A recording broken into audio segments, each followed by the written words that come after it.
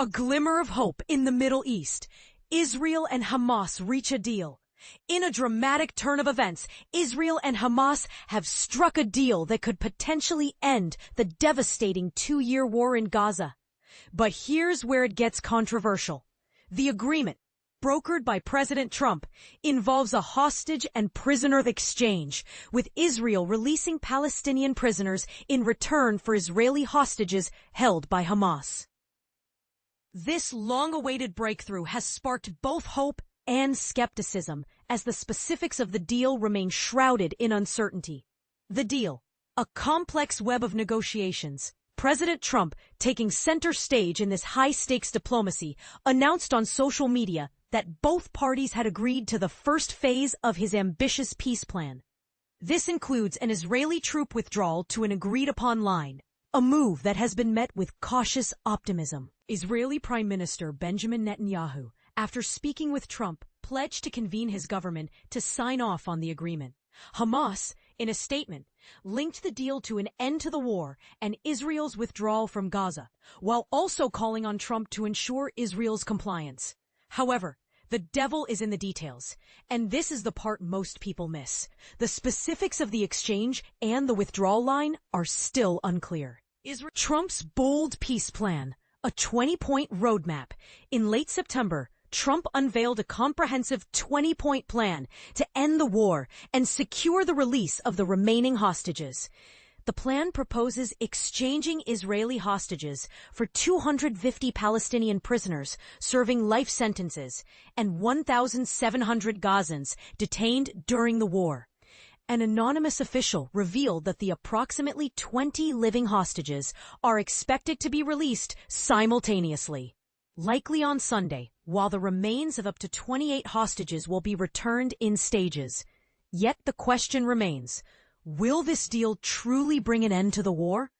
Hamas has publicly rejected Netanyahu's demand for disarmament, and statements from Israel, Qatar, the U.S., and Hamas itself make no mention of the group's weapons. This omission raises concerns about the deal's long-term viability. Gaza's hope and Trump's deadline. In Gaza, the news was met with a mix of emotions. Montasser Baja, an English teacher displaced in Khan Yunis, expressed both joy for the potential end to the war and sorrow for the losses endured. Trump's deadline added pressure, as he warned Hamas of further casualties if they didn't agree to the deal by Sunday evening. Hamas, while agreeing to release all hostages, sought to negotiate elements of the plan, leading Trump to believe they were ready for a lasting peace and call for Israel to halt its bombing campaign. The road to the deal, a series of diplomatic maneuvers.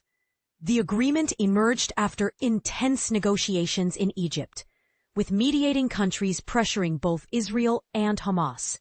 A pivotal moment occurred in early September when Israel bombed a residential area in Doha, Qatar, where Hamas representatives were discussing a potential peace plan. This provocation angered Middle Eastern and Washington officials, initially derailing ceasefire prospects. Qatar's prime minister accused Israel of sabotaging peace efforts, and the strike put Trump in a delicate position with a key ally. However, the anger Trump and his advisors felt about the strike ultimately motivated them to pressure Netanyahu into supporting a framework for ending the war. At the UN General Assembly, Trump and his Middle East envoy outlined a plan to end the conflict, a day after several nations recognized Palestinian statehood. With Israel increasingly isolated, Netanyahu couldn't afford to defy his strongest ally. Trump's vision, a council of peace and Gaza's future.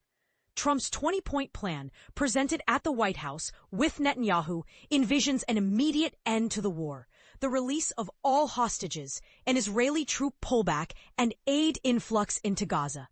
However, it also includes elements Hamas has historically resisted, such as disarmament and exclusion from Gaza's governance. The plan proposes replacing Hamas with a technocratic Palestinian committee, overseen by a board of peace, chaired by Trump and including former British Prime Minister Tony Blair.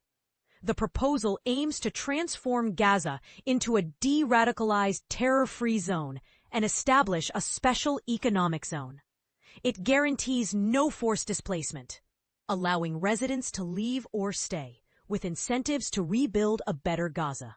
Regional partners would ensure Hamas's compliance, and a U.S.-led international stabilization force would support Palestinian police and secure borders. Sticking points and unanswered questions. While the plan states Israel will not annex Gaza and will withdraw based on agreed-upon milestones, it doesn't guarantee Palestinian statehood, only suggesting it as a potential outcome. The release of hostages and prisoners is expected soon, but the timing remains uncertain. Netanyahu hailed the agreement as a critical turning point, thanking Trump for his commitment to Israel's safety and the hostages' freedom. As the world watches, the deal's success hinges on navigating these complexities. Will Hamas disarm? When will prisoners be released? How will Gaza be governed? These questions linger, leaving room for both hope and skepticism. And this is where the discussion heats up. Can Trump's bold vision truly bring lasting peace to the region? Or is it a temporary band-aid on a deeper, more complex conflict? The answer may lie in the details yet to be revealed and the willingness of all parties to compromise for a sustainable future.